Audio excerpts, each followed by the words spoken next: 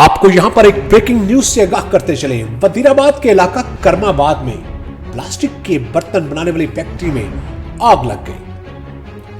आग short circuit की वजह से लगी। वजीराबाद समेत कुछ अमला की 10 गाड़ियों ने रेस्क्यू के अमल में हिस्सा लिया।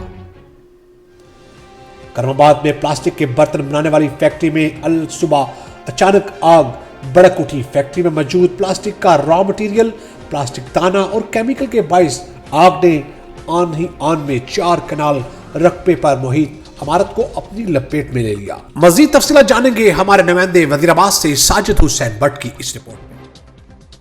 वजीराबाद के इलाके करमाबाद में प्लास्टिक के बर्तन बनाने वाली फैक्ट्री में अलग सुबह अचानक आग भड़क उठी। फैक्ट्री में मौजूद प्लास्टिक का रॉ मटेरियल, प्लास्टिक दाना और केमिकल के बायस आग ने आन ही आन में 4 कनाल रकबे पर मुहित इमारत को अपनी लपेट में ले लिया, जिसकी वजह से फैक्ट्री में मौजूद तैयार माल, मशीनरी और रॉ मटेरियल समेत दीगर लाखों रुपए मालियत का सामान जलकर राख हो गया।